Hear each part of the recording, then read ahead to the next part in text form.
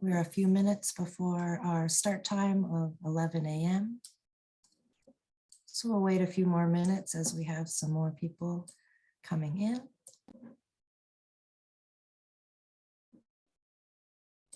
In the meantime, feel free to find the various functions in this Zoom webinar format.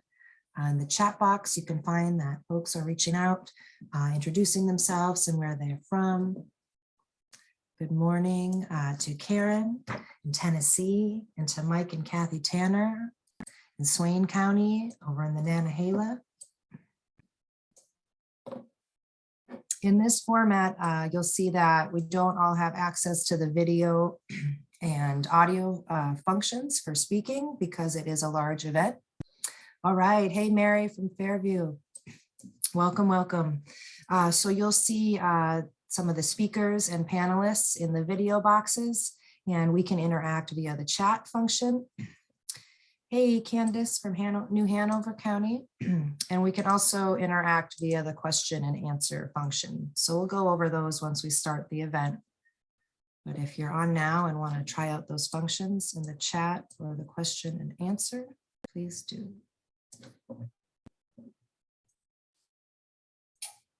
And we hope that this can be a resource to use in the future and follow back on following the program.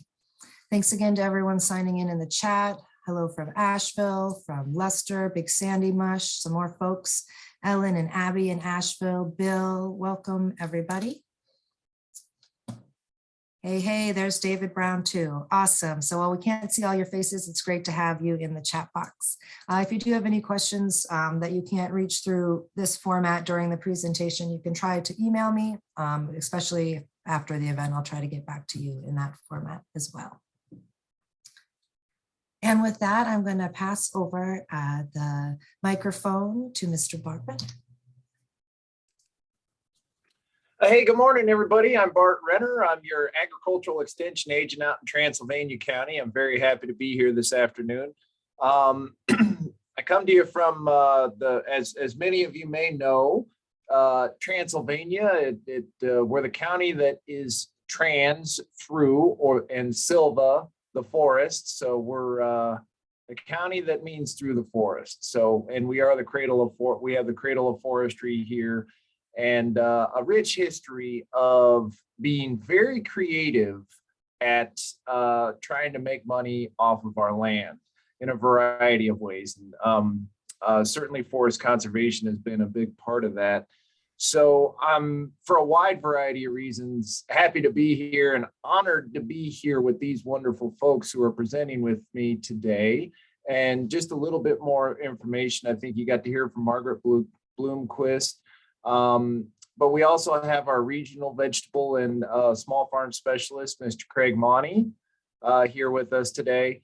And of course, we have Dr. Janine Davis here as well, who is an associate professor and extension specialist in the Department of Horticulture. She is doing a wide variety of things. Her research emphasis is on organic agriculture in Western North Carolina, culinary and medicinal herbs, and non-timber forest products, hemp, hops, truffles, and other specialty products that just keeps us all on our toes here. There's a wide variety of things that we need. There's just a lot of fun things to learn about, and Janine is providing us with the research-based information around a wide variety of those things. So I'm really honored to get to be on this panel today with everybody. So let's have a look here. We'll take a look at some of the, first of all, just to give you a basis of the history of where we're coming at you from and what some of the things that we have done previously. Can we move to the next slide? So here's a few good photographs of some programs that we've done in the past. You can see on the left there, that's a picture of Craig doing a ginseng workshop. And that is an unusual picture because Craig is not blurry, because that man moves like the wind when he's teaching some of those things. So no, that Craig is a wealth of information. And I believe that was maybe out at, I'm not sure exactly where that was, but one of many examples of programs we've had in the past where we are trying to help private landowners utilize their land, restore natives that were once there, and also understand how they could possibly use their land as a revenue stream. Same with the picture on the right there. That was a workshop we did over in Henderson County at Deep Woods Mushrooms. Mr. Greg Carter there is teaching us, that's probably, I'm guessing, based on the stumps, a demonstration of the production of reishi mushrooms, maybe. Or I guess it could be lion's mane, I don't know. But great workshop that we did actually years ago, back when we were able to get away with doing a lot of things like that. So just a few examples, but we've also have some forest farming initiatives. Historically, you can see here in this picture, we have a plant taxonomy picture where we did vouchers, plant vouchers, a very important skill to learn in order to be able to effectively market your herbal products, is understanding how to do a good voucher. Down in the bottom left picture there, we're out of Gaia Herbs, where we did a program on this is actually more for our field grown production folks. Skullcap, valerian root. Gaia Herbs has been a wonderful partner to us and has really given us a lot of good information and production technique advice for those of you who are looking to kind of expand out to the next level in field grown herbal herbs. And then there on the right is again at Gaia Herbs, where we are have a good demonstration of how to get a large quantity, post-production techniques, and trying to understand how the best way, just as important as growing a lot of these herbs, is what you do in harvesting and post-harvest handling and getting them to your buyers. So we've been trying to be with our growers at every step along the way, from selecting the seed all the way to selling the product that comes from that. So a wide variety of great highlights there, and we are looking forward to continuing this wonderful collaboration we've had with some of our partners and putting more of these programs on the ground. So I think that is it for that. And then next, yes, as I mentioned, I get to introduce Dr. Janine Davis here. Wide variety of great things coming out of the horticultural at the research station there. So take it away for us, Janine. Thanks, Bart. Yes, I say that Margaret and I and the rest of my team, we have the most fun jobs at NC State. All the great crops we work with.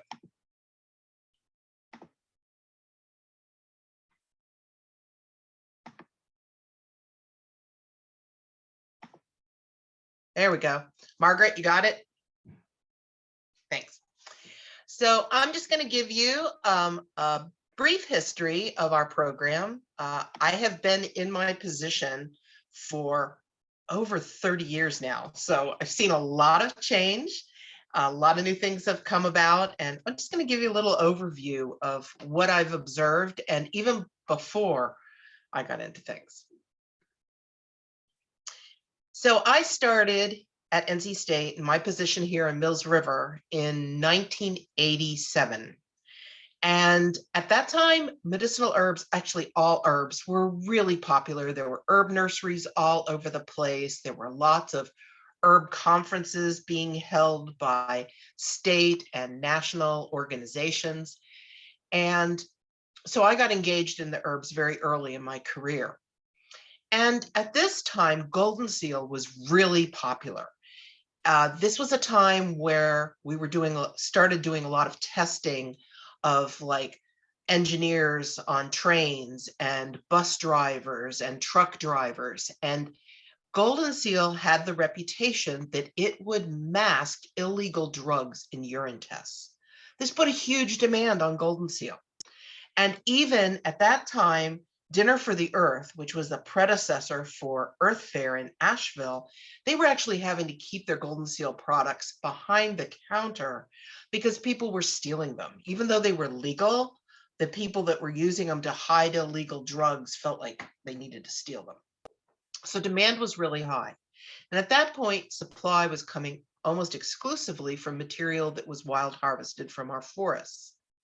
At that time, goldenseal was already an endangered species in North Carolina, not federally. We didn't have a lot left here in North Carolina. So the need to cultivate it was really high. And we got funding from private industry. Actually, Nature's Way is the company that funded that initial research. And that is what really kicked off our herb research and extension program here at NC State. And it was to take a wild plant and come up with a commercially viable production system. You know, not just growing it in your woods like a lot of us do, but one that was going to be feasible for someone to do commercially. So in 1989, we initiated a series of studies that have gone on now for decades. We've had so many different partners that have been at other institutions. We've had graduate students both at NC State and at other universities. We've worked with private industry and with many non-governmental agencies. So doing projects, all different aspects of goldenseal. This is just an example of some of the things that we have looked at and some of the kind of information we've developed. And we looked at seed stratification, response to nitrogen and calcium, how big should that piece of planting stock be, how much shade does it need. And we even did work with people in our microbiology department to look at how these plants and their active constituents responded in the body. And so we worked with a student to do anti-inflammatory activity. And then we started doing the same thing with many other kinds of crops. I'm just going to highlight the black cohosh and bloodroot because these were ones that we were very engaged with in our community, working with Robin Suggs, who is now with Appalachian Sustainable Development. We had on-farm trials all throughout Western North Carolina on bloodroot. We had several graduate students go on and earn their degrees working on these two crops. And again, we were looking at all aspects of what would it take to grow these commercially. We even looked at it in an aeroponic setting. Then, as things were really heating up, we had a company come to us, and the recently passed Stephen Foster helped initiate this with us. It was a company called Island Organics, and Stephen quickly talked them into changing their name to Quality Botanical Ingredients. And they wanted to set up farmers to grow for them all over the place because they couldn't meet the demand. There was just, herbs were so hot at the present time. So they set up managers and contracted with farmers in North Carolina and New Jersey and Missouri to start. And on the left there, that is Waitstill Avery. He's a Christmas tree grower in Avery County. He used to be an extension agent in Avery County, and he was one of our cooperators. And this company funded research and extension at NC State, Purdue, and Rutgers University. And this was like the first thing like this that I had ever heard of for medicinal herbs. So they funded herb studies of all different kinds on research stations and on farm across our state. So you're seeing some of the research plots there in the middle. I believe, let's see, that was at Kinston. And the left there, that's echinacea being grown up in Avery County. So we worked on a wide range of crops, did a lot of different studies. But one of the things, you know, I'm always going back to what is the economic sustainability? I mean, we can grow these things because we love them and we want to conserve them. But if we really want to have an impact, then farmers need to be able to make money in producing them. So an early study that we got funding for was to support this project on doing an analysis of the economic viability of cultivating that list of botanicals you see there in North Carolina. This was a huge project, and this company interviewed manufacturers and buyers all across the nation. And then we developed a big report on this, which you can still find online, looking at what are the needs, what are the prices, what are the projected needs in the future, and what could our growers expect to make money on. At that same time, we decided we needed a growers association. We already had the North Carolina Herb Association, but I love them. And Wild Herb Weekend's coming up in July, and a number of us will be speaking there. But it tended to work with nurseries and smaller scale producers and a lot of direct marketing and agritourism type stuff. We wanted an association that was working with big wholesale buyers and growers that wanted to be fairly sizable wholesale producers. So that's how we started the Natural Products Association. And one of the first things we did was got a grant to develop a buyers and growers directory, which we maintained for quite a few years, was very helpful for both the growers and the buyers, and worked until, things got on the internet in such a way that a paper copy of something like this was no longer of value.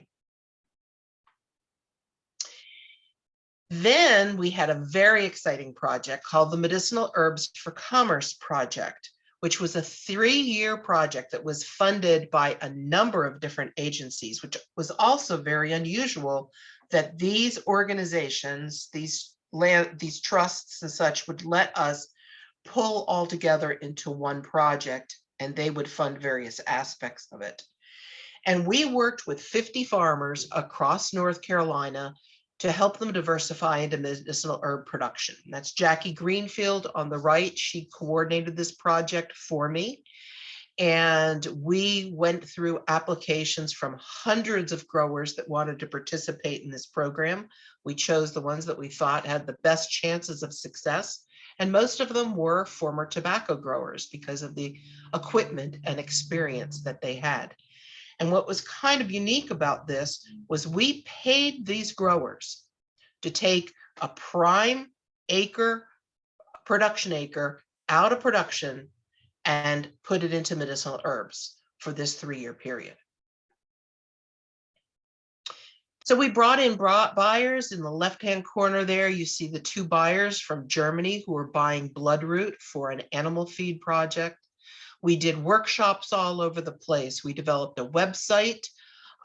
We came up with enterprise budgets. Our growers in the East were able to use their flue-cured tobacco barns to dry their herbs, but nobody here in the West had anything similar. So the Rural Development Center gave us funding, and we worked with our bio and ag engineering department to create dryers that we then delivered to growers, and then many of them also built their own. And we offered training to growers and extension agents across the state. So, you've got people that have grown tobacco and they've grown maybe vegetables and strawberries. They have no idea how to meet buyers, how to make deals with buyers, how to develop relationships, which these buyers like long-term relationships. So we provided that personalized service to match growers with buyers and help get that relationship started. And then we looked at all different ways to market herbs. And I have to give a big shout out to Red Moon Herbs. Jeannie Dunn has been a supporter of our small scale growers forever. And she's done so much to support people who want to stay small or help people become well established enough and professional enough that they can go on and scale up and work with bigger buyers.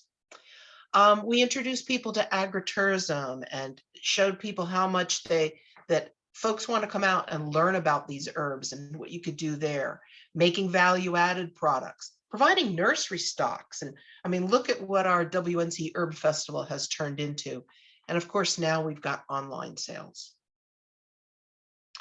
By 2010, there was this huge network of organizations and programs and universities working together in Western North Carolina to build this industry. We needed FDA-approved facilities for people to make value-added products. That's where Blue Ridge Food Ventures was developed. We needed a lab that a grower could afford to pay to test their products or to do the testing themselves, because at that point in time, you sent a sample to a buyer and the buyer told you what it was worth and how good it was. And it was like, what's wrong with this picture? So we built the Natural Products Lab. The Bio Network decided to focus on the natural products industry in Western North Carolina and provided education on GMP regulations. The Small Business Technology Development Center did development and entrepreneurship training. So there was this whole big network of us working together to kick this industry off. And we did so much education and training and bringing together buyers and growers to talk and meet. And just events took place all over the state, inside, outside, in big hotels, everywhere. And over the years, we've worked on a lot of herbs. We've had a lot of people come through our program. Many of them are still in this. Some have gone on to become naturopathic physicians. It's been real interesting to see where people have moved on to from here. And this is just a quick list I put together of the plants that I could remember off the top of my head that we have worked on, and just some examples of the kind of information that we have generated, such as the echinacea graph that you see at the bottom. So right now, the demand for domestically grown organic herbs is higher than ever, and there's so many opportunities. So I'm highlighting our WNC herb group there on the bottom, and Lori Burrow up top with her products. And she's now got her own value-added product line that she sells. I think these are great opportunities for people. I wonder just how big our forest grown production will get in this area, but we do have plenty of opportunity with many other herbs to do them on scale, and the market is changing. We have buyers that call up, Margaret and I in particular, all the time looking for quantities that are now something that we can consider producing. I used to be told we needed thousands of pounds of a particular herb. We're not going to generate that right off the bat, but now they're showing up and saying, can someone give me 50? Can someone give me 20? So I make a point there at the bottom too, that I think that we could drive more of this industry and more support for our growers and buying this local domestically produced product by educating our consumers about why this is a good thing. And the big project that we're involved in right now is our Appalachian Beginning Forest Farmer Coalition, which is a network of universities, herb-focused nonprofits, forest farmers, and other organizations from like Ohio, Pennsylvania, down to North Carolina. This is a federally funded project led by Virginia Tech, and we're in our second phase of funding on this, where our aim is to educate people about this industry and help support conservation efforts through the cultivation of, in particular, our non-timber forest products, and our focus is on the medicinal herbs. And that leads us back to our group here, our WNC medicinal herb growers, our little crew up there at the top. A shout out for Margaret Bloomquist, who is my research associate, and my program handles everything related to herbs in the program and is now associate director for the Appalachian Beginning Forest Farmer Coalition. The Woodland Stewards are doing great work helping mentor new farmers coming along. We've got a mini grant program. We're trying to come up with a planting stock initiative so that planting stock can be provided that is sustainable in its origin, instead of robbing from the wild populations to start our farming. And we have a series of webinars that maybe Margaret will tell you a little bit more about. Lots of videos, a great website for you to spend a lot of time at. With that, I can take some questions, and just wanted to mention My book that I wrote with Scott Person. Scott is our ginseng guru for wild simulated ginseng, and a lot of good information there. So with that, I will stop share so I can see the rest of you. Right now, there's no questions in the chat, Janine. If anybody has any, I don't think you can verbally tell us, but if you'll put it in the chat or the Q&A, then we'll forward that to Janine. One drawback with the webinars, we're not quite as Yeah. interactive. Oh, thanks so much for that, Janine, and for everyone listening in and joining us. I think we're up to over about 50 participants now. All right, we've got a question in the question box. All right.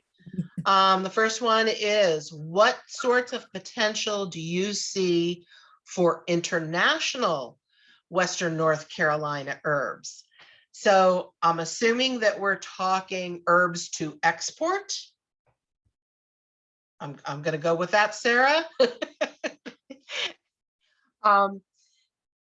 That I do see an opportunity. In particular, what we're doing with our Chinese medicinal herbs, that is where a lot of that interest has been. With ginseng and other herbs, black cohosh is one that goes to Europe. So we do have somebody in our North Carolina Department of Agriculture International Marketing Division who is very interested in working with us. And she has been out to visit me several times. So this is something we might want to have a meeting about sometime, is we'd have to work through her on how we go through those avenues and meet all those export regulations. But good question. Question from Ellen, is there someone who can come out to my land and help assess what crops it could best be used to grow? Ellen, I don't know what your county is that you're in. This is an issue we need a lot more people for. Sometimes your county agent is well suited to do that. Sometimes Craig Monty here is an expert and loves to do that, is only limited by his time. But if those people don't work, if we don't have someone in extension, at least here in Western North Carolina, we have amazing herbalists that many of them, we can provide a list of some of them who are often willing to come out and consult on your land. Or sometimes they'll say, I'll be willing to do that if you let me bring my herbal class out. So we can help you make those kind of connections, but I would start with extension. For Ellen Madison, well, that's in Craig's territory. Maybe we could bring Ross Young out of retirement to go walk the land. Well, and Elizabeth is the agent that's in that county covering that now, and she's been going with me quite a lot. So she is very, very versed in site analysis. I take her on the site analysis with me. So just contact me directly, and we'll make sure that happens. Yeah. We'll come visit. Yeah, Ellen, you're in good shape. And if Judy, we can't, we have a whole list of other folks in the area outside of extension and such that offer pay for service Yes. and things like that that we recommend all the time. So All the time, and they're great. We only recommend people that we have a lot of confidence in, that we've known for a very long time. Chatham County, Judy, I would suggest that you talk with your amazing extension agent, Debbie Roos, to get you connected in Chatham County, because you've got a lot of great herbal people right around you in the surrounding counties that she can help you with. What are some good resources for aspiring forest farmers to find opportunities to learn? I don't have my own land yet, but I'm very eager to learn about forest farming or opportunities to work with others on their land. Margaret's typing an answer in there, but for the rest of you, I'd like you to go to the Appalachian Beginning Forest Farmer Coalition website, and you could get lost in there for days. Sarah Jackson, who's on here, has been building that up for us. There's lots and lots of videos, lots of resources, and we're going to be having shops in our area offered through Organic Growers School, who is our nonprofit partner here. And there'll be workshops in Virginia and West Virginia you might want to attend. And of course, this group right here. Susan asks, can these medicinal herbs be grown in high tunnel greenhouse? There are many medicinal herbs that can be grown there. The forest botanicals that I put a lot of focus on right now are not well suited to that, but we have many others that do well in a high tunnel. So it's just, I would tell you to look at what do you love to grow and then what do you have a market for? So.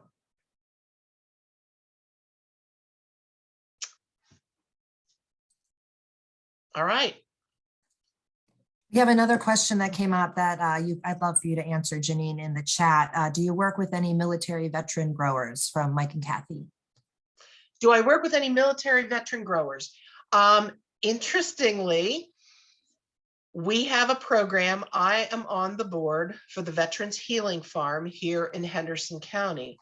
And a major focus within that farm is medicinal herbs. We work with the naturopathic physician from Asheville, Dr. Lulu, and she has put in a large medicinal herb garden there. We offer workshops on how to grow those herbs, how to make products, and then she does personal consultations. So that is one of the veteran projects I'm involved in. We've written several grant proposals to try to expand that across the region, but so far we've not been successful with that funding. Linda asks if I know any programs or organizations in South Carolina coastal area. I don't off the top of my head. Do any of the rest of you? No, I don't know. No, of and any. there might be there. We're just, I could ask some of my extension colleagues. There used to be some medicinal herb work that was done in Charleston, but those people all doing that have retired and nobody else has picked it up. Robin asks, what is my favorite medicinal herb and what do you think is most helpful? It has to be Goldenseal. It's just such a beautiful plant and I've done so much with it. It kicked off my career when United Plant Savers was first starting, and the gentleman who started that organization with Rosemary, we had a lot of conversations about choosing that as their poster child. So, you know, it's an herb. It's been good to me. It's been good to our family. We have used it medicinally. Fortunately, we don't need to use a lot of medicinal herbs, but it's one we've used. So I'm going to choose that one. Is someone going to type in could somebody type in the link for the URL for our coalition? What is Goldenseal used for? All kinds of things. It is a great antimicrobial. Many people will use it for topical applications. Traditionally in this area, it was used as an eye wash to treat stomach disorders. When my kids were little, I had one with a lot of ear infections, and Goldenseal was very useful for that. So lots and lots of uses. What's the environmental challenge to grow medicinal herbs? Wow. Deep question. Let me interrupt there, folks. We're going to talk about a lot of these activities, these Good. things throughout the presentation, the rest of the day. But go ahead. I just wanted, everybody's asking a lot of questions that are going to be answered throughout the speakers that are coming up. But go ahead. The environmental challenges, the ones we're most concerned about are our forest herbs and how the climate is changing for them. And are we going to see climate creep and lose some of those herbs as things become warmer here? So that's a big one for us. WNC FarmLink is a great resource. Yes, it is. You're close to the border. The website is I think we're keeping it all in just North Carolina, but you can definitely reach out to Stephen or Noah for assistance. We try to help everyone. Where can you get seeds and plants? Margaret, if you can handle that at some point else in there, we do need to come up with another better way to do those lists. We're long past creating little paper lists like we used to, and we haven't come up with a good alternative. But I want to remind all of you that the WNC Herb Festival is coming up soon, and what an amazing place to meet people, buy plants, buy seeds, and get connected. Now I'm going to turn it over to you guys. Awesome. Thank you so much for joining us this morning, Janine, and allowing us to carry on a lot of the work that you started, which the rest of our program today is actually based on one of your past projects and just the tools for So You Want to Grow Medicinal Herbs, as the title suggests. So thank you for bringing in the history of the research and a lot of the industry in the area and beyond. And we're just so lucky to have you here with all of your wise things to share. So thanks everyone for welcoming Janine, and we wanted to have a Q&A with her while she's with us. We will do another Q&A in about an hour at the end of the program as well. So please do keep putting those questions into the Q&A box, and we will continue to go through them throughout the program and at the end. I'm going to turn it over back to my screen now, and Craig and Bart and I will carry you through the rest of the program. Bye, Janine. Thanks again.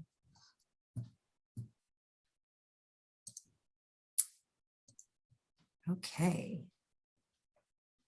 The conference that Janine just mentioned, and maybe one of us can put the link in the chat box, is for the Asheville Herb Fest. So those of you in Western North Carolina may be able to attend. If not, you can go to the website for the event that we'll post here soon. And there's a lot of vendors there that you could reach out to in terms of connecting with people to buy materials and propagation this year. Okay.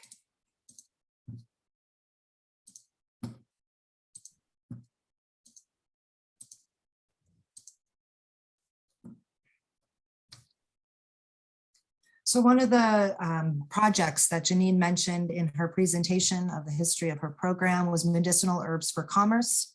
About over a decade since that's been under that name, but a lot of that has moved forward. This is kind of the original web page with a lot of the resources we're basing today's program on. And it starts right at the beginning with, so you want to grow medicinal herbs. And that's just been a really catchy way for us to approach growers' questions and growers' needs over the years. And I know it's something that Craig has used in his capacity a lot and has helped put this program together today. An introduction is, what is a medicinal herb and why are we talking about them in a lump category? A medicinal herb is something that we use the fresh flowers off of. It might be something that we dig from the wild legally and sustainably, hopefully, and that is a piece of a root or a corm or a tuber, perhaps a bulb. So all types of plant parts, as well as all types of plant families, not just the species, but whole ranges of plants, which are all amazing. It also covers all sorts of habitats. So how do we talk about medicinal herbs from all these diverse areas and places and families? Well, we bring them together because one thing they have in common is that they're used for healing, whether that's for personal use, whether that's for somewhere throughout the industry, it's part of the medicinal herb trade, whether that's added to something as a value added for a final product. They're used in healing. And another thing that's very unique about all these medicinal herbs is that they all have a story. And while they might not be a main commodity, or they might be lumped together all as one category in agriculture or in other types of our current culture, they all have a long story that goes beyond that. And that's something that's unique of all medicinal herbs. So what is the medicinal herb industry like? Well, it takes all sorts of players and pieces. And as a grower or a producer, you might play roles in multiple places on that scope. So these might be companies that purchase raw materials from a grower. Might be someone who purchases a finished herbal product from a grower and a producer. Might be someone a company that grows their own raw materials and they put it into something, or they put it out right into direct sales. So all types of companies in the medicinal herb industry.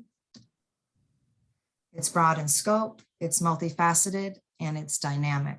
Very unique industry. The industry itself has a lot of stories, which translates into a lot of information for someone who wants to grow that material or to harvest that material to try to understand.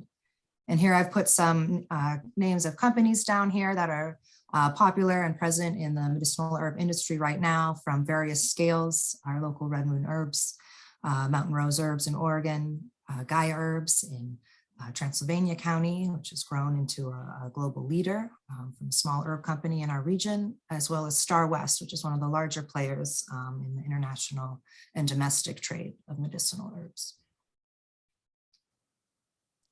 So this introduction, this first step of the program really feeds into the next part, which I'm going to hand over to Craig.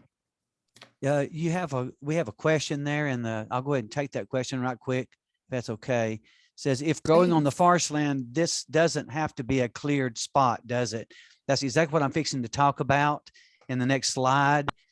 Each herb has its own location. Some are in the forest canopy, some are in the sun. We try to match with medicinal herb growing, whatever the site is for whatever herb you're trying to grow in there. And with that, I'm going to go ahead and get started with this section here. And these resources that we have in this Medicinal Herbs for Commerce project really lays it out in a linear fashion for you to be able to know what to do.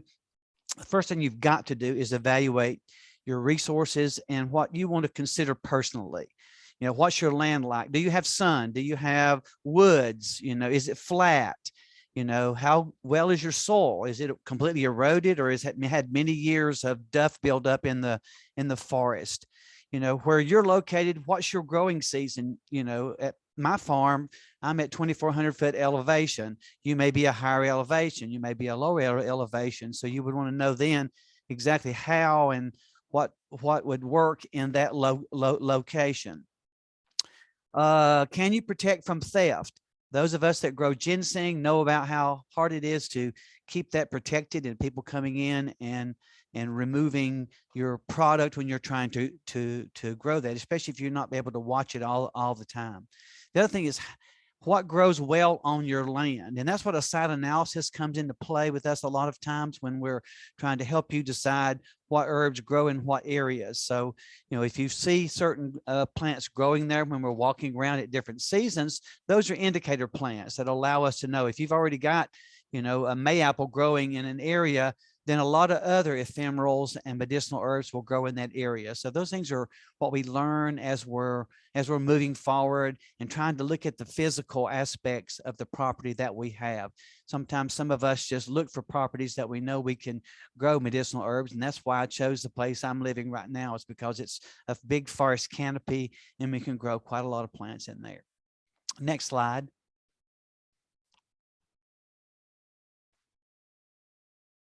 I'm sure you'll have a lot of questions. Let's see. I thought I saw another question. Yeah, good point, Judy. The question is, what about deer and other wildlife destruction? That's something that you're going to have to work on. Sometimes you have to actually protect even from smaller critters than deer. You may have groundhogs, you may have squirrels that come in, and sometimes even with the products, like we do at the station, we'll actually have to cover and protect those into a frame to where something can't get in there and eat up your products. You may have to fence an area out. Each one is individually assessed at what works best for that particular site. You know, I have situations where I'm beginning to worry about turkeys coming into my areas. They'll come in and scratch up your newly planted products in there. So we got to figure out how best to protect that. And the best way to do that is just to go through the year and see what's happening in your area. I've now seen that I've got 17 turkeys that come through my property, but they haven't started scratching up yet. So be aware of that, to where we can do and mitigate that problem with all kinds of critters. We'll actually have voles sometimes that come in and in the duff and do damage. So those kind of things we have to watch out for and put it in our IPM plan for our medicinal herbs in there. Some other considerations with the land, you know, and these you need to be looking at if you're actually looking to purchase property or just assess the land that you have now.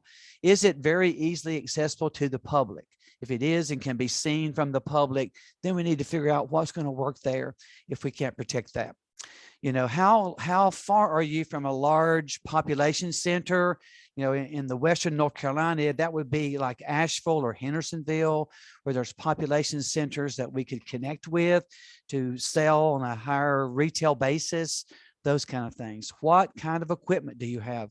Last year, I think we did a video on tool care for medicinal herb growers, just looking at different kinds of equipment that you would need. And this is really in the basis of scale. If you're having a large scale, you may have to use some of the typical crop things, or do you have a tractor?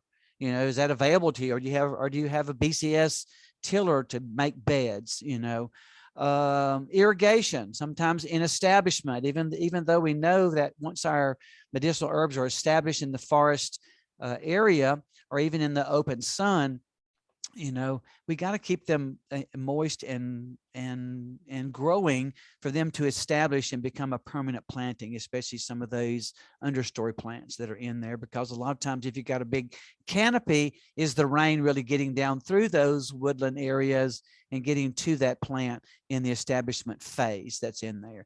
Do you have a barn, some place to do your drying, some kind of drying facility, or you got to put that in your game plan? Now, my herbs may not be ready for 3 years, but after the 3 years, what am I going to do with them? How am I going to harvest them? You know, what am I going to do with them at the point when I'm ready to move them into the marketplace? And sometimes that may be a temporary thing. You may be drying in your basement. You may be drying in a existing barn, and we retrofit that to do what we need to do. Next slide. To me, this is probably it's the most important aspect of it, because a lot of us are in the realm of medicinal herbs, and we want to look at our personal, you know, ways that we're going to consider growing this. How intensively managed crops can you take on? How many of them? How can I do 5 of them, you know, to scale, or maybe 2 or 3 of them work better for me? I like to diversify and find out what does best for me and what I most enjoy doing. I grow yellow root. It's one of the ones I grow because it works really good for me in the area. And I can get a probably consistent 1,000 bundles of yellow root a year to sell. So that kind of works for me. What's going to be your time commitment? And how much real energy do you have if you're working a full-time job and you're trying to work this into a part-time job or a hobby? How much time and energy can you put into that? You know, one of the forest products I grow is pawpaws. Pawpaws are harvested every year in a certain time period of 6 weeks. So I got to make sure I'm available during that 6-week period. If it's something like cohosh, you can wait and harvest it when it's most convenient for you. But sometimes perishable type herbs and crops in the forest we have to do during that time period. How much help do you have? Do you have kinfolks? Do you have access to temporary labor that can come help you during harvest or during planting time? You know, what about your physical strength? A lot of us that are growing medicinal herbs I'm smaller in stature. I can't lift a lot of heavy weights like other people can. How much strength do you have to actually remove some of the invasive species that are trying to take over your area? All those things come into play, and you need to really think about that before you even get started. Or can I manage an acre of echinacea in the sun with all the weeds that are coming in? Those kinds of things we need to look at. Next slide. I think that's my last one, isn't it? Oh, no, good. Yeah. Marketing considerations. You know, we put in the website a couple of times, the Herb Connection website. Those small growers like myself, that's a good place for you to connect with someone that's needing a small amount or a large amount of crops. And that's more into the size that you are. The first thing is, do you or don't you love marketing? I found out many years ago when I had my vegetable farm that I wasn't the one that needs to go to the tailgate market. So my sister and my mother, when she was alive, did all that marketing for me. They did the tailgate market because I had an attitude problem when I went there to sell. And a lot of us really understand that in medicinal herb growing, it's that interconnections, it's that networking that becomes so important for you as a medicinal herb grower. You may be in a conversation with one of your groups and say, oh, I've got 20 pounds of this product. Oh, I know somebody that can use that. So that networking in medicinal herbs is a lot more important, I think, than in the vegetable realm or the other traditional type crops that are in there. We all know each other, we trust each other, and we work together. Are you thinking about a large acreage, or is it just a backyard size? I look at where I'm at, I've only got 7 acres total. So it's small batches that I will be growing. There's all kinds of ways to sell. And with medicinal herbs, it's no different than it is with traditional crops. You're either going to be selling it wholesale, you're going to be selling it retail, or you're going to do a value-added product. And value-added products is where a lot of us in the medicinal herb category, like she mentioned, Lori Burrow earlier, she now has her own product line, but she started out as a small grower in that. Or do you want to be a nursery grower? You want to grow starch for people, or do you want to collect seeds and sell seeds? I have 2 of my herbs that I'm selling seeds for right now. The other thing is, do you want people on your property? I particularly don't want people on my property because I don't want them to know where all my ginseng's at.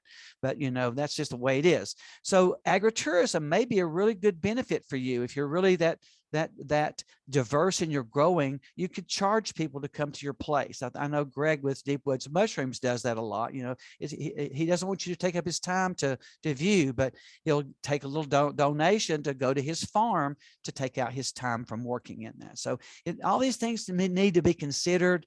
And I really think you need to look at yourself personally. And I think this is a picture of Greg in that slide, isn't it? Where we did that. Yeah. But with our WNC herb growers group, we went there and spoke with Greg, but he's willing to, you know, help you, and other growers will be willing to do that as well as you grow your product. Next slide. I think that's the end. Okay. Resources. Are you going to finance yourself, or can you borrow? You know, you're thinking about medicinal herbs. Many of them take many years to get a return on your investment, and I think that's sometimes what a barrier that we have. You know, can you finance yourself through your family, your friends, or even take a second mortgage out? I don't know whether I would do that or not, but there are quite a few loan options out there for you if you do a good business plan. You know, and there are a few grant opportunities. If you're already growing and you know, some place like the WNC Ag Options is another place for grants. There's these specialty grants that you can get through SARE and things like that. If you're already growing and you need to expand, try a new dryer. I know some of our medicinal herb growers have gotten extra money to enhance their growing procedures that they have. Next slide. All right, thank you, Craig. And that's so many questions for us all to consider. And that's really kind of part of the point of our program, is to really consider where you're at and where you want to be in terms of growing or expanding in your medicinal herb production, and sharing all the resources that we know of to share with you throughout that journey. So now we're going to move along to have Bart talk with us a bit more about planning. Hey, before Bart starts, there's a question we can answer right quick if y'all look at that. Judy says, I also have a large established bamboo forest. Any herbal recommendations for this area? How about you? I don't have any. I don't think I'm going to have much positive things to say about bamboo. The only thing positive I can think, Bart, is bamboo shoots. You know, it's according to what bamboo you've got. As those things first come up, that is a crop that you can, as that bamboo comes up, you can use that. It's according to what type it is. And I've had one grower I've helped that's doing that, but it's mostly for a personal basis, not for sale on that. Sorry to interrupt, Bart. I just saw that question. I thought it was easy to answer real quick. Yeah, that's all good. Okay, so I think this next section really kind of dovetails very nicely into what Craig was saying. There's a lot of planning that we need to consider when we are trying to get our whatever type of farm you may be wanting to start. And whether you're trying to grow pigs and you have an herbal component, or whether you're trying to do like 100% herbal products. We at Extension are trying to be a resource for everybody. We cannot stress enough. I think I've been in this job for almost 10 years now, and I've seen, unfortunately, especially some of the young folks, I see a lot of young, motivated, strong folks coming to Transylvania County and want to get something started and really try. And then, in my own humble opinion, go about things the wrong way and really burn themselves out, and not giving themselves enough credit for how important it is to plan and plan your life along with your business plan. So we want to really kind of take a look at that. And today the scope of this presentation is not going to include too many details of the specifics of a business plan, but we just want to note the skeleton structure of that. It should include a mission statement. What is your goal with your farm? And then objectives. What are the steps to meeting those goals that you set for yourself? And then, like Craig was saying, do you want to deal with people at the farmer's market? If you don't want to deal with people, and if you don't want to be trying to sell what you would typically see at a farmer's market, maybe tinctures, value-added products, those sorts of things, then that is going to affect your entire production system, the system you put in place to creating your products, and then certainly financials. And this really also is where I see many people underestimating the importance of finances. And, especially I see folks coming in and maybe they want to, in addition to start a farm, they want to start a family. They want to be able to afford a reliable automobile so that they can even, transport their product, much less themselves, and get their kids to school.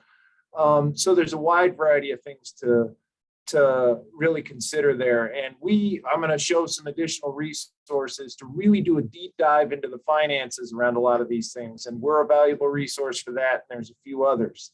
But I put this question up there: what can I grow here that will make us some money?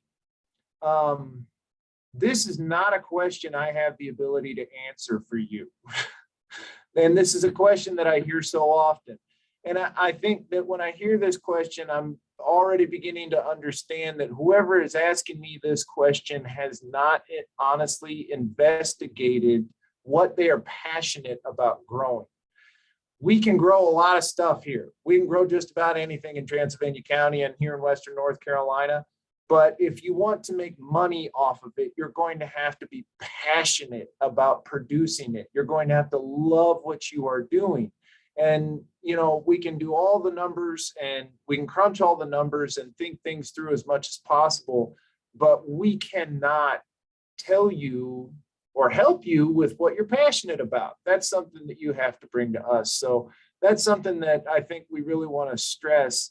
That's the question you need to have answered before you're coming to your financial planner or your extension specialist. And I'll say, like you see, Margaret, remind me the name of this gentleman here who's pictured, who's growing the milky oats for us.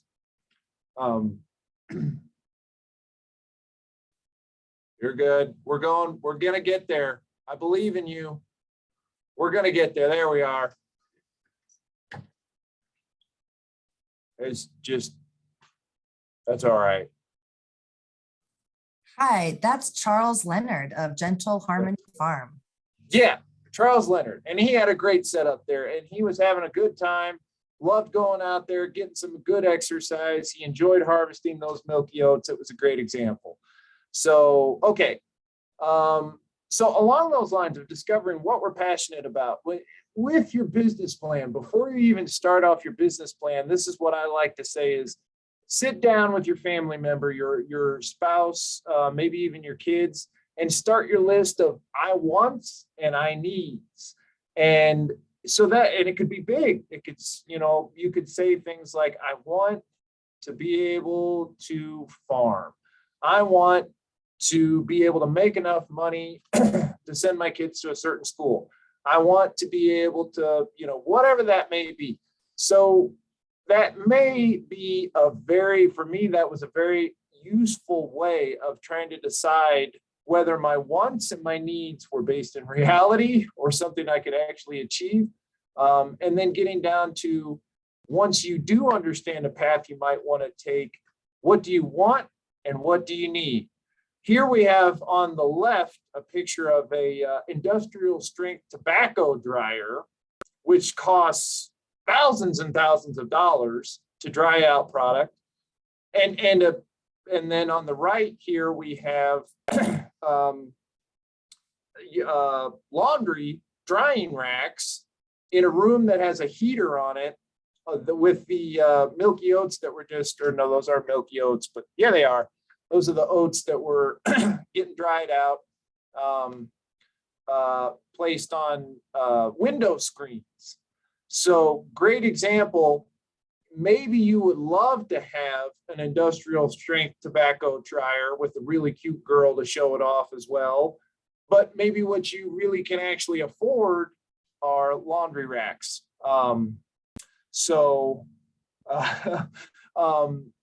We need to be realistic about the scope and scale of what we can actually produce.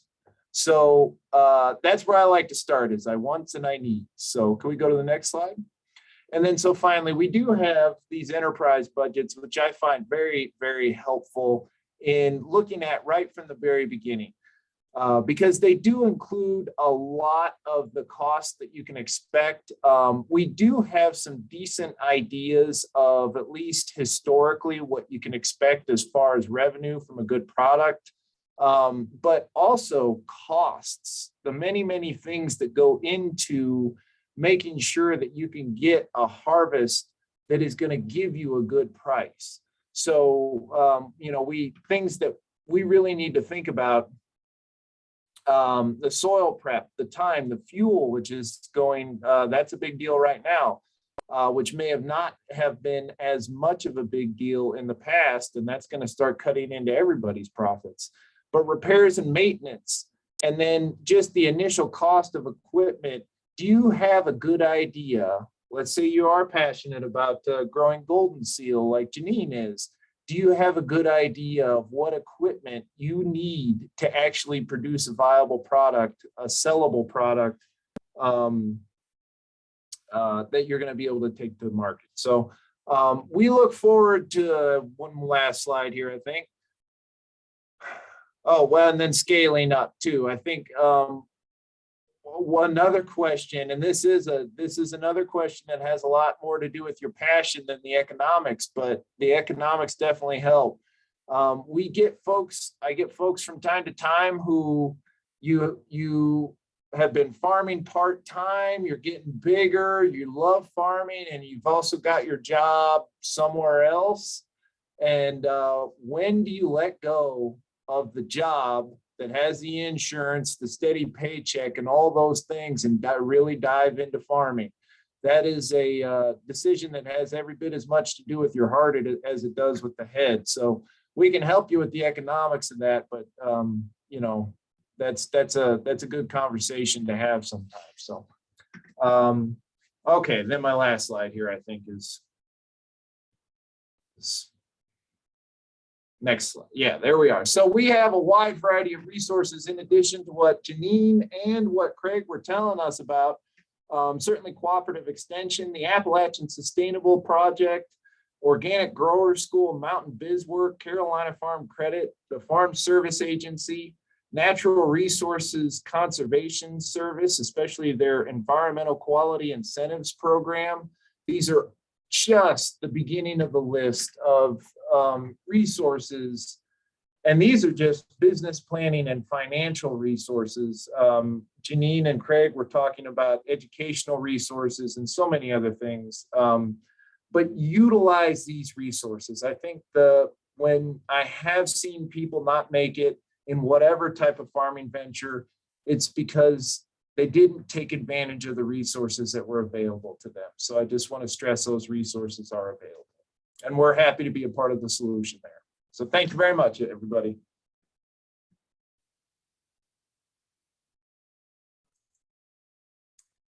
Thank you so much, Bart.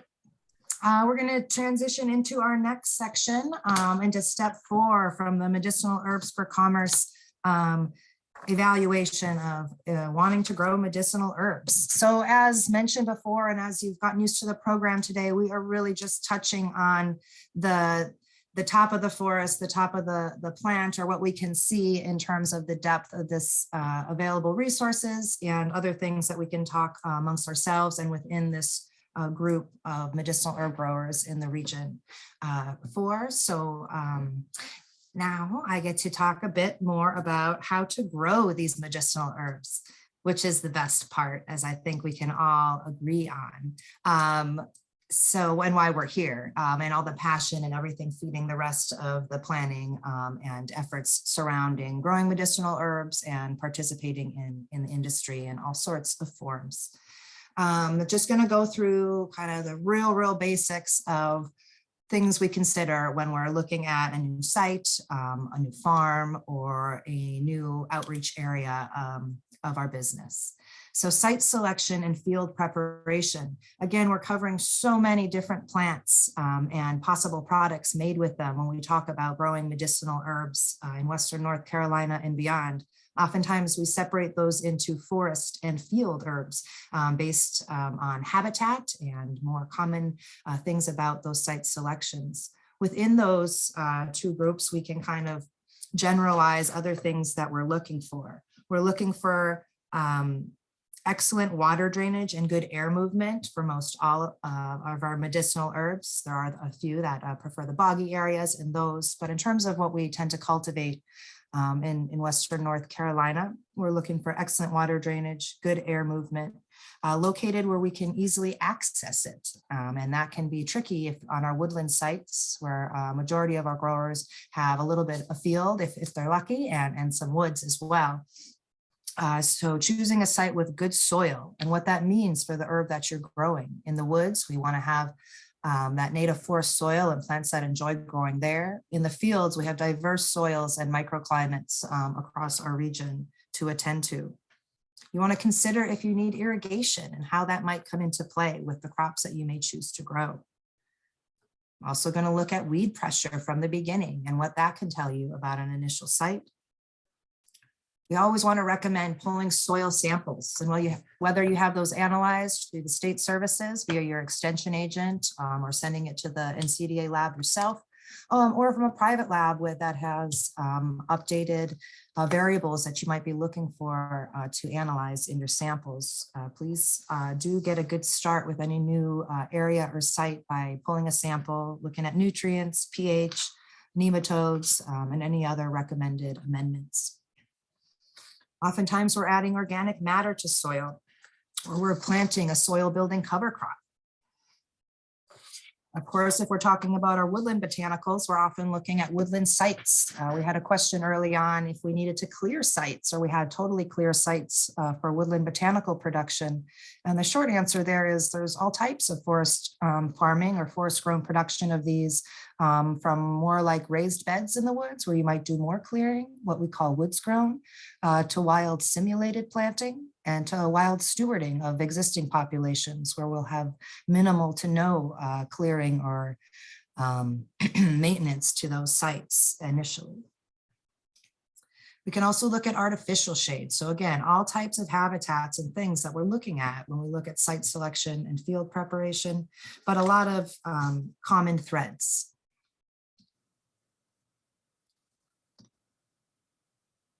So sourcing our seed and planting stock, again, another question that came up already in today's program. The number one answer here is source high quality material and be sure to have in that quality material to verify the identity of what you're growing. Again, we're talking about a large amount of different plants we're talking about. And again, there's a lot of sources too.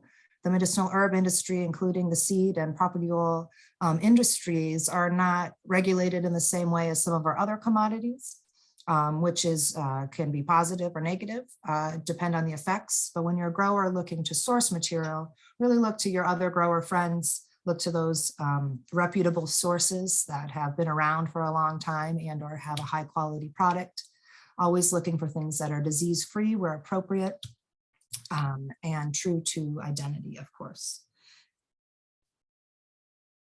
Recognize that many medicinal herb seeds and or propagules may have stratification requirements or other pre-germination requirements, which may mean a cold period or something else. It might be not be the same as receiving seeds in the mail, potting them as you might tomatoes and having them germinate within a few days or weeks. In the medicinal herb industry, divisions as well as other types of propagules such as root cuttings or root pieces are common. Again, recognizing here that that is vegetative propagation where material will be clonal or the same as opposed to something you're growing from seed, which in the case of almost all medicinal herbs is going to contribute to genetic diversity by planting from seed in addition to or as well as or instead of, excuse me, vegetative propagation. So planting and growing, I only have 2 slides here, so bear with me, but some of the fun things that we're planting and growing in the area that are of decent value in our woods are black cohosh and goldenseal. Some of the things in our field, again, a very different production with the plastic and the raised bed and drip irrigation. On the right of the screen, I think that's vervain, but also common right now are dandelion, nettle, and other foliar species, as well as a lot of root field crops, such as echinacea, whole plant California poppy, and more.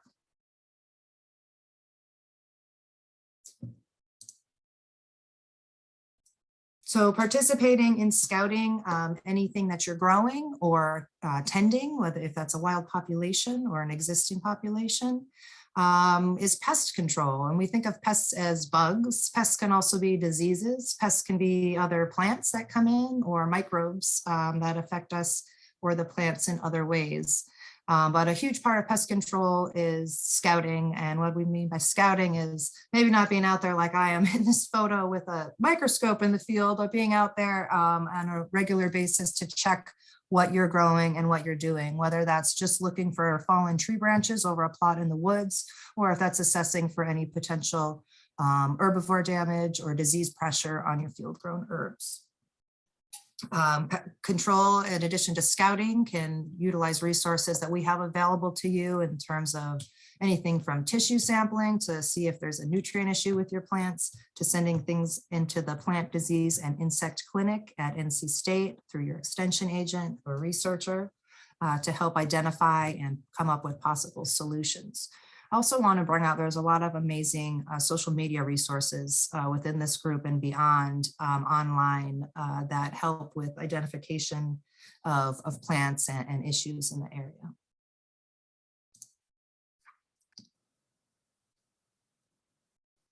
Post-harvest handling, as Bart mentioned earlier, part of planning and looking at kind of your whole experience with medicinal herbs or a new part of your planning with medicinal herbs is the post-harvest handling, and having a plan for that, even if it's not manifested yet at the beginning of your journey. So if you're growing an annual, that might be something you need to have before you put seeds in the ground. If you're growing a long-term thing, or you're not even sure you want to dig and sell anything, it's something that's good to be aware of. What would it take to get you to that place to be able to harvest and take care of any post-harvest handling that's necessary? Here you see different levels of drying. We've seen the valerian inside the big bottom heat-fed dryer on the right, and on the left is a modified drying space created with a hoop house and some blackout material and dehumidifiers. So again, we have creativity, but we always need to have a plan. And with post-harvest handling, we need to make sure that we can have some type of climate control, particularly in our very humid climate of Western North Carolina in a lot of the harvest seasons, to adjust that climate appropriately to provide and dry or wash or cut safe material into our community and the industry. There's a great resource that we look forward to continuing to update that Janine put together some years ago, and that's available on our website. It's the suggested good agriculture and collection practices for NC medicinal herbs, also known as GAPS for medicinal herbs. And that covers more details on things to consider and different scales for post-harvest handling. We're also excited that we have a new produce handling facility for education and demonstrations out at the research station in Mills River that we hope to bring this medicinal herb growers group to some programming there to utilize some of the resources through GAPS and food safety. Growing these herbs, we want to, again, assure from seed to plate or tincture or tea that we have appropriate identification verified. We can do that a number of ways through making vouchers like we're doing and have talked about throughout this program, which is a mounted plant specimen that will be stored in an herbarium or on file with a company to help with our traceability of these products. We can also do laboratory testing, and I put up the logo of USBSL, which stands for the United States Botanical Safety Laboratory, and it's one of the resources Dr. Davis referred to earlier in her program as part of the Natural Products Network of resources we have in Western North Carolina. So they're available to help with identity verification and a host of other resources on the laboratory side of things. But assuring that product quality through your practices and understanding what your buyer might have to do or document in terms of assuring that product quality are very important to learn. Traceability, of course, we're always recommending all this documentation, which has become part of our modern culture in many ways. But it is also important, especially if we are growers, to protect ourselves and our consumers that might eventually receive or consume the products that we're contributing to. Whether that's a family member or someone across the world that ends up buying some sort of supplement through the medicinal herb industry. So recognizing that you took did the best you could to grow and post-harvest handle that material is important. Some people so this is where traceability and marketability kind of interchange, where we have all these verifications and certifications. Most people know USDA organic. It's a huge area in the demand for medicinal herbs, whether you're certified organic or you're involved in a market that doesn't require certification, or your customers might look at some of these other labels such as certified naturally grown, or the forest grown label that is now housed with United Plant Savers. All these are verifications and certifications that provide information as well as can be a label for consumers and your marketing. Also, when you're growing medicinal herbs, of course, they can be a wide variety of things, from our common and amazing dandelion to things that are listed on international conventions for internationally traded things, such as Goldenseal, CITES. I'll try to put that in the chat. I just butchered that in speak. You see on the left is Goldenseal coming out of a woods plot there. Goldenseal, for example, in the state of North Carolina, has recently been put back on Plant Conservation Board's list. So that is a state level type of threatened species. And the Plant Conservation Board is asking that folks have permits when they are trading this botanical to help monitor how it's moving around North Carolina and how we can receive data to help with its ongoing conservation efforts. So those are some things you just need to be aware of when you're choosing to grow something.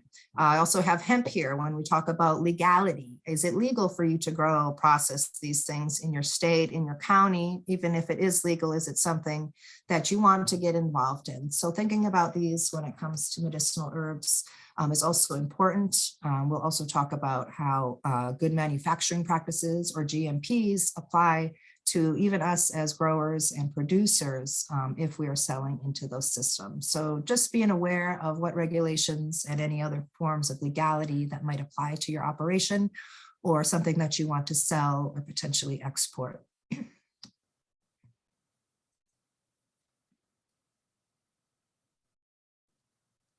Awesome. So that is the end of my very summarized growing medicinal herbs. And I really would love for folks to throw in the chat for lack of, to try for some conversation here, what crops you are excited about growing this year. And as we finish up the program and move into the more of a panel and question and answer session, we can talk about some of those among the group as well. So if you have a crop you're excited to grow this year, or you're just really interested in, please drop that into the chat as well.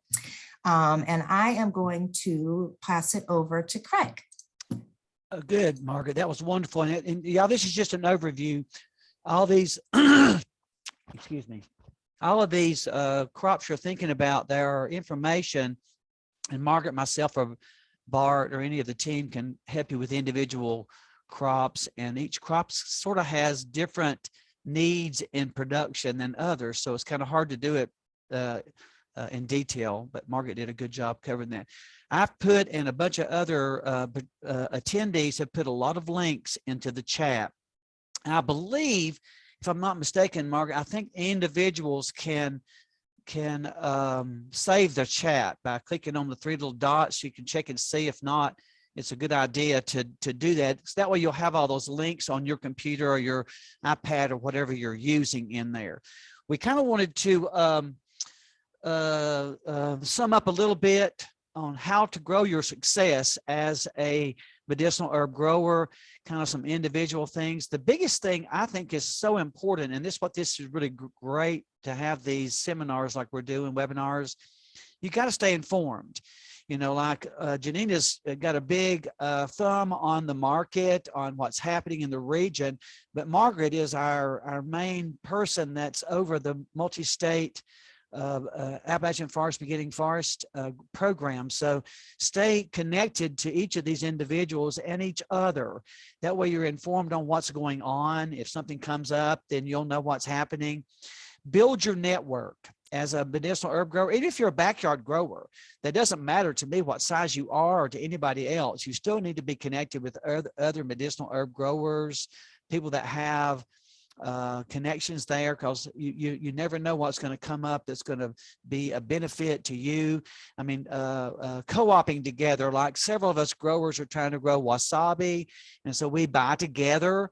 You know, if you're trying something like that, you can co-op and we can share information. You know, aggregating sometimes helps. If I have a little bit and you have a little bit, we can go together and move things.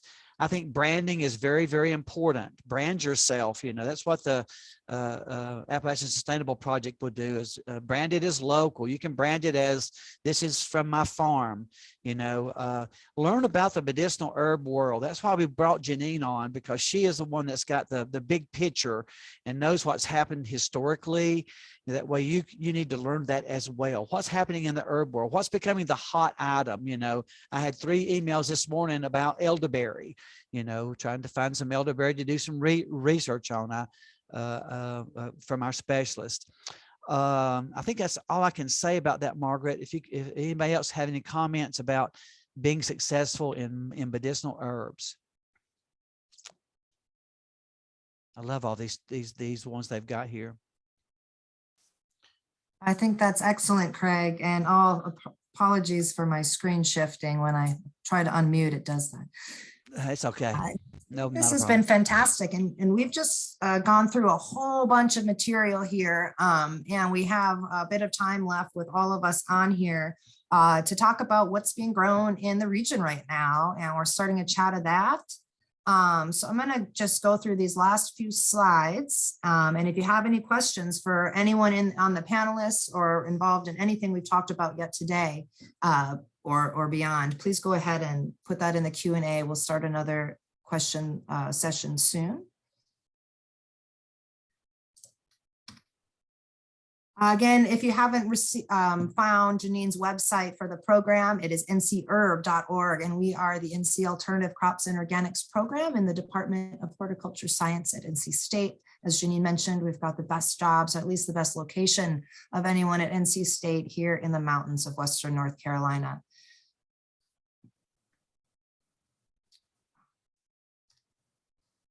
Here is the banner for our Appalachian Beginning Forest Farmer Coalition. We have been doing this for some time with a whole group of institutions and nonprofit organizations up and down the Appalachians. We're really looking forward to some upcoming events, including a webinar tomorrow night in our forest farming webinar series. And that's going to be on forest farming fungi with folks from the Agroforestry Center with Trad Cotter and others. If I'm going to call you out here, but Sarah, if you're able to put some of those posts to the forest farming webinar links in the chat, that would be great. If anyone wants to join the fungi webinar tomorrow, I think we have a next one's going to be on ginseng and then on Goldenseal and other non-timber forest products. In addition, we have local and regional events with the Appalachian Beginning Forest Farmer Coalition this year, including events that'll be a series of weekend tours and workshops with Organic Growers School and the coalition. Will be in West Virginia, and Ohio. So go to that website and find out more information if you're interested in the forest farming crops and community. There's a lot of buzz there and a lot of amazing efforts surrounding a lot of long-term efforts and new ones in that regard. So please get involved. I added the Organic Grower School website too. There's a lot of resources and activities throughout the year, different things that you can get support there, especially their spring and fall conferences. Yeah, thank you, Craig. And the Organic Growers School Spring Conference is coming up, I believe, next weekend. Yeah, it's next weekend. But next weekend, and a lot of us will be speaking there and attending there. I saw Mark Williams in the audience here today, who's on the program there. I'll be speaking. Janine will be speaking on woodland herbs and more. So yes, thanks, Ellen, for putting that in the OGS Spring Conference in there. I also noticed that Wild Herb Weekend, thanks Mark William for adding that to the chat, which was mentioned in the program, with great summertime learning opportunity outside of Boone and a beautiful location at Valley Crucis. So if you're into the hands-on learning and want to be involved with the NC Herb Association's signature event, it's really exciting to be back on board for this season. Awesome. Let's see if I have another. If you are not on our WNC Medicinal Herb Growers Group listserv already, if you didn't receive the newsletter or information about this event directly, please do email any one of us or Megan Baker, who is our fourth captain, for, as we call ourselves informally, of the Herb Growers Group, who provided a lot of information and photos for today's program, but unfortunately could not join us. So big shout out to Megan Baker, who can also help you get on that list, who's handling all the emails you get from Eventbrite and a lot of the behind the scenes efforts of our group right now. If you are interested in the Woodland Stewards program, which is a hands-on monthly meeting, small group to work through the seasons with our woodland crops, please email me directly about that. We have our first event coming up next week on March 17th to go over a participatory mapping and view of our wood site. So that's a whole lot of information. Again, if you need repeats of this, feel free to copy the chat. We will have this available recording following in the coming weeks, posted and shared with you all via the Eventbrite if you are registered. The URL of the weekend program. Yes, George, that is going to be further up in the chat, and we'll get it in there again if needed for Wild Herb Weekend, as well as the Organic Grower School Spring Conference. So right now I'm going to stop sharing my screen and allow us to look at the speakers here. This webinar format, I really wish I could see you all, but please do ask some more questions in the chat box, and we will continue to try to answer them here for the remainder of the program. And I'll just note real quick before if anyone is starting to want to sign off, I twice now have put a link to the evaluation in there. Please click on that. We rely on your feedback to justify our existence in this job. So we always, and it helps us to improve. And also, is it true that we have a prize? Okay. Yes, yeah. we do. Well, I can't remember what the prize is, but we have All a right. prize. So thanks so much for reminding me. Again, while you're putting questions in the question and answer box, I see yours, Mark. Thank you. Oh, Candace loves prizes. She heard a little bit. We do have a prize today, also arranged by Megan Baker, and this is the logo. I don't know if you can see it, of our medicinal herb growers group, and we have it on the side of a Arctic coffee or tea tumbler. So if you fill out the evaluation and include your email there, we will get a prize shipped out to someone randomly generated through our statistical analysis for that tumbler. So please do fill out that evaluation that Bart put in the box. I'll go ahead and place, if you have trouble finding that, please ask. Okay, so a question in the question box. Is the Bent Creek Institute still working on characterizing medicinal plant genetics? Oh, great question. So there have been some changes of programming and people in the last decade or so at the Bent Creek Institute, but there are still efforts going on to maintain medicinal plant genetics of some of the plants that we've been interested in over the years. There's also been some movement of some of those collections in the region. Active projects, I can't speak to just because I'm a bit out of the loop the last couple years, but there are some going on, and that's an area we'd love to improve on. Also, we are looking to other projects with plant genetics in the region, particularly some of our forest species through collaboration with the U.S. Forest Service, UNCA, Warren Wilson in some regards, and our other colleagues in the region, such as UNC Greensboro, et cetera. The emphasis on genetics has kind of shifted to a bit more on constituents and biosynergies and things like that for the work that I'm involved in. But we could talk more about that. Another question here, any research being done on growing tropical herbs further south, such as in South Carolina, Georgia, and Florida? We are representing the mountains primarily, but there are a host of amazing other botanists and educational programs in the region. If anyone wants to share in the chat anything in South Carolina and work on tropicals, please do so in the chat. Or if any of our panelists here. Thanks, Mark, for bringing up United Plant Savers, which can link to a lot of projects around the world, including in our region and beyond. Also, folks at UNC Greensboro, we have lots of colleagues. There's a growing group at Georgia, University of Georgia, with medicinal plant work, as well as University of Florida. Their herbarium there has long been a great resource of medicinal and botanical plant information. And that's a great question. We hope can we expand on those connections in the coming days. All right, a question in the chat about any publications about California poppy production. Yeah, you know, California poppy is one that we have some kind of older production models on and enterprise budgets through Janine's Medicinal Herb for Commerce. So if you look through the files that Craig put further up in the chat, I know there's a lot of info in there, but going through the ncherb.org website, you'll find some links to California poppy production. Also, some of our regional growers and companies, Gaia Herbs grows a fair amount of California poppy, and they've shared some updated information on growing that. So George, if you have any issues finding any of those publications, feel free to reach out to us via email as well.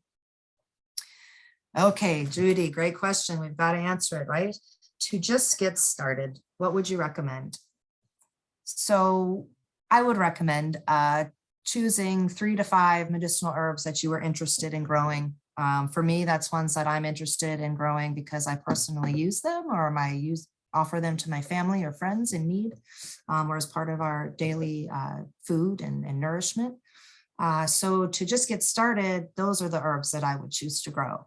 Or maybe it's something that I know already grows well on my site. I have a nice little stream, and I know Craig and I always like to talk about yellow root or Xanthorrhiza simplicissima. And that's one that I wanted to work with because it's here and it's something that I know grows well in my soil.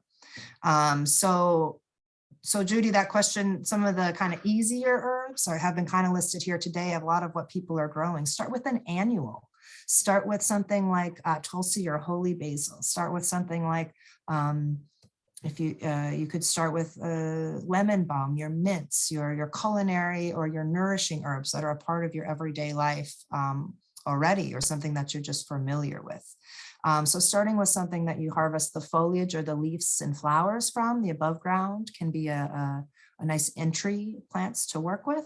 And then while doing that, I'd also recommend, try a perennial, try something in a little bit of a different space that might like more shade, and go out from there. But really starting with a small amount of things so you can pay attention to how you're interacting with them and growing them.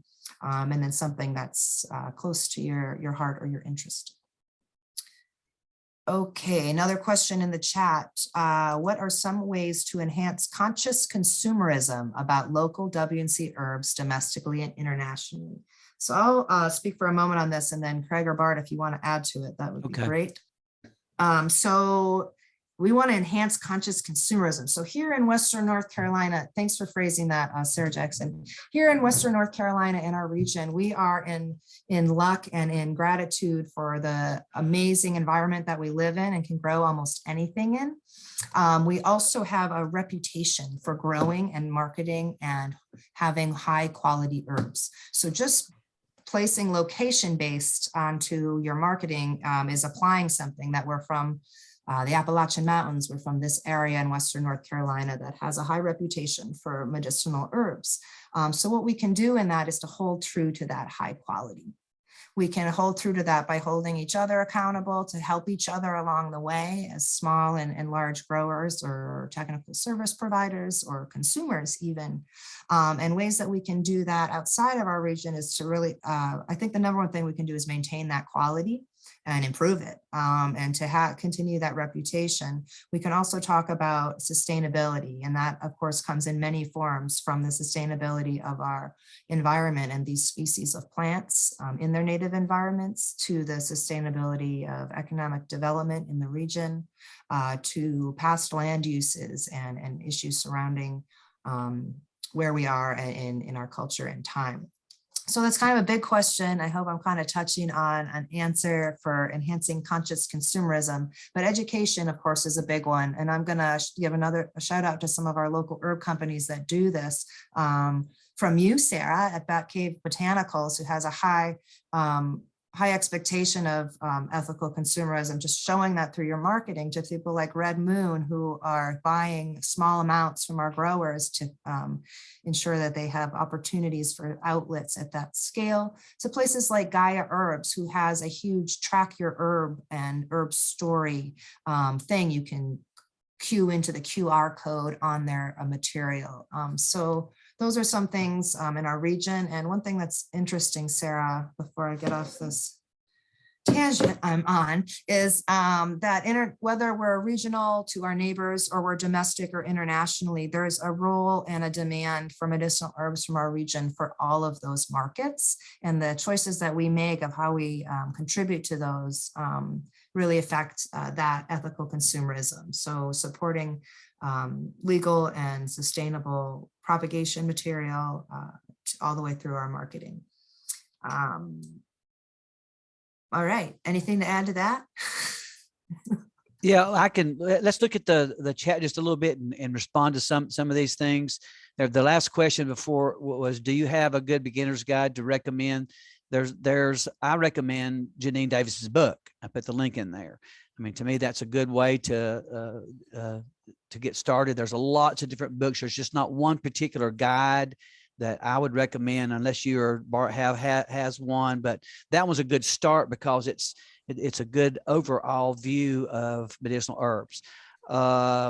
For new folks, do you recommend finding buyers before we plant for the season? It's a good idea to talk to buyers. You know, we do a grower buyer meetup usually in February with the W&C herb growers. That's a really good time to talk to buyers. And yes, talk to the buyer and see what they're looking for. They'll just tell you, I need a lot of this or that and the other. So it's a really good idea to do that. And look at that website that I put a link in there that Janine and Margaret has about connecting, that connection website. You can see what people are looking for. It gives you an idea of what's really interesting for small or large buyers. Any programs? Oh, wait, any programs from colleges about herb horticulture that we can learn more? Yes, the Appalachian Beginning Forest Coalition is the main driver for our region in education. And Margaret will speak on that a little bit more in a minute. What else? Oh yeah, Carpenter's book. That's great. Oh, y'all are awesome. But there was one we missed. David put in there. I can't remember where that was at. Oh, I'll speak to that. Sure. Okay, good. Thank you. Any research on the medicinal efficacy of the portions of our endangered woodland root botanicals, such as black cohosh, blue cohosh, goldenseal, etc.? Well, that's a fantastic question, David Brown. Thank you so much. Yes. So in recent years, some of the scientific research comes in to also help with this ethical consumerism angle that was brought forward by Sarah. So yes, there is research going on. Naja Czech at University of Greensboro, as well as others, have done research on the medicinal and other constituents of goldenseal leaf, also work on ginseng leaf that show that there are active constituents and benefits to using the leaf material, which is a more sustainable harvest than the root, and also an annual harvest opportunity for forest farmers. So yes, there is research on that out there, and we do see more and more products that respond not only to that scientific research, but to that kind of confirmation in that sense from the scientific community that other parts of these plants are effective in use. So we're seeing products that have mixes of aerial portions as well as roots, as well as Mountain Reserves, for example, only sells ginseng leaf as a standalone niche product as well. And Mark put a really good link in there, y'all, for other books too. So, I mean, I have Margaret and I and Bart, we all have collections of all different kinds of books, and I'll look for one thing in one book and look for another thing in another book. So there's just not one good comprehensive reference, I think. Yeah, and I also want to reach out, shout out to another great resource for herbalism and plant stuff with online courses, the Chestnut School for Herbal Medicine. And Julia has an amazing book list if you go to her blog and through that. So Chestnut School. Also, so a lot of people in our group right now are on the program today in the chat. Mark Williams, if you want to learn about plants, just launched the Botany Every Day series as donation effort, doing the continuing the amazing work of Frank Cook. So thank you for that, Mark, and feel free to put a link to your offerings in there as well. So we have an amazing community in the region for educational resource within and outside of the programming we're mentioning today. Another question here is, Judy wanted to know about the recording. I'm assuming the recording of this event. Is that what you need, Judy? So we intend to send out the recording when it's done in a week or more time to the Eventbrite list, as well as have it posted through our web pages. So if you keep an eye out on your email, hopefully in about 2 weeks' time, we'll get that out. It does, because it's an extension event, we will have to ensure that there's possibility for it to be closed caption and some other accessibility resources. So thanks for your patience on getting that recording out. Okay, and we are getting near the end of our program, but we do still have some time here. If you would like to stay around and chat, go ahead and keep putting questions in there. We have a question there. Can we put this excellent webinar on our ABFFC channel? Of course, we'll cross all of these resources, which is our whole goal. Here, myself in research and Craig and extension and Craig and Bart here and Janine, our whole goal is to create or connect our producers and growers and everyone in the region with information. So if we don't have it, and we should, put it this way, and if you want to throw a link to your own resources or your own page in the chat box at this time, feel free. This group has traditionally been a meet in person group. In over 10 years ago when we started, we would often end with a potluck. And we want to continue that tradition that is so prevalent in the medicinal herb community. whether it's through a chat box or Q&A. But our next event with the Medicinal Herb Growers Group will be in person in May with our host Gaia Herbs, and we'll be talking all about planting stock and transplanting and early summer tasks for a larger scale medicinal herb producer. So find details to that on our website and register. Hopefully there's still some space in that. At least there will be a waiting list. And again, if you want to get involved in other hands-on programming, get in touch with us. We have things available in our counties, and we enjoy that type of interaction as well. And Margaret, it usually takes sometimes about 24 hours before I even get the recording to you. So sometimes it comes in a couple of hours, but I did it to the cloud so we could easily keep it and link it up. And that way Sarah can move it to the site too. So that's wonderful.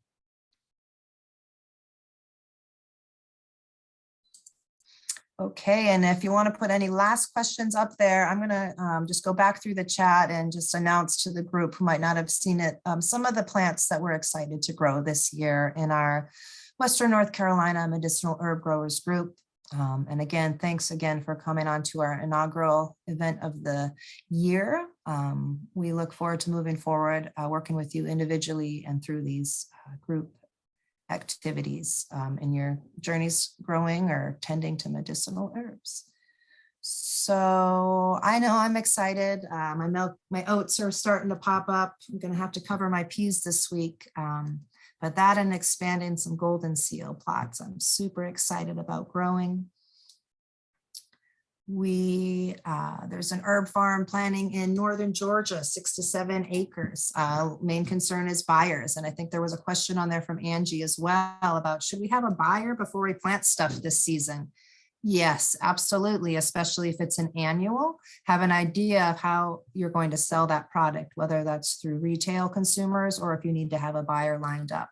Another opportunity we didn't mention, but it reminded me coming across your name, Angie, is that medicinal herb seed production is a huge opportunity. So if you have a experience growing seed, or you have large populations of something that someone else might enjoy having from seed, not only other growers, but seed companies are interested in receiving medicinal herb seed that's regionally produced.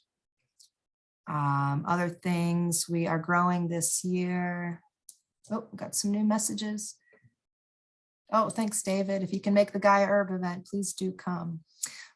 Yes, of course. So I saw Tulsi, I saw skullcap, ginseng, awesome. So again, we covered a lot of our forest farm herbs, but we do have a host of other field grown herbs in the area. I'll get that link.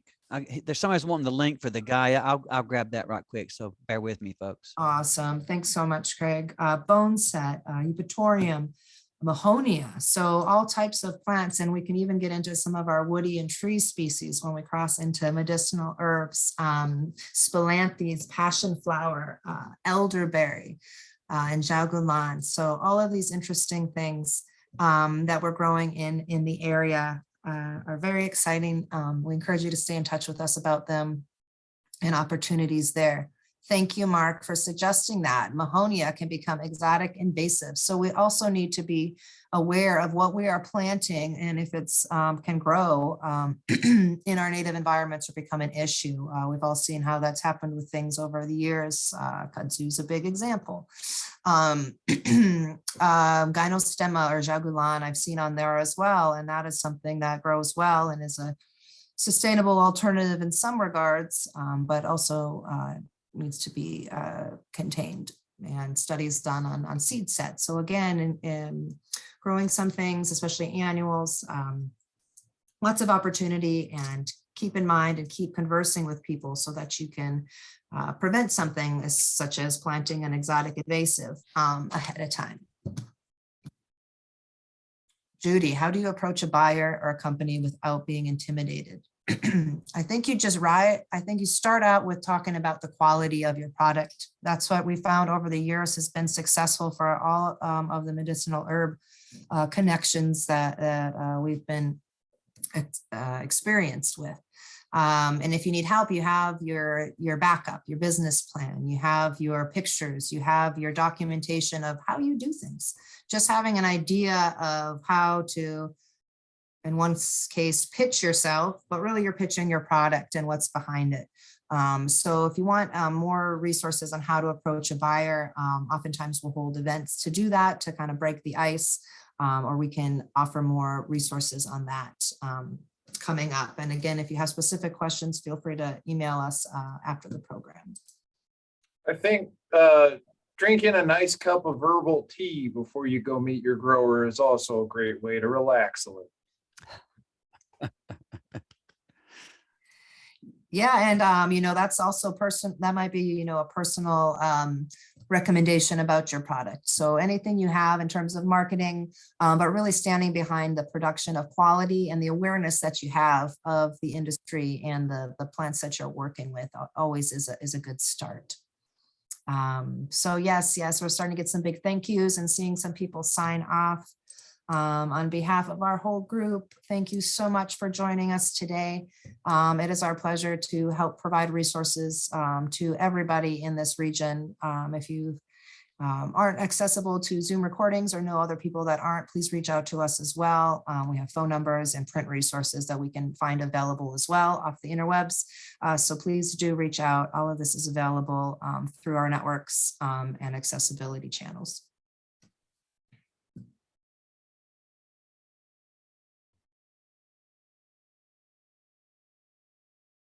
And of course, we couldn't do it all, or wouldn't have a purpose to do any of our work without all of you. So thank you so much for contributing to an amazing agricultural and natural and herbal enthusiast community that we have. We really look forward to seeing you next time, and keep in touch.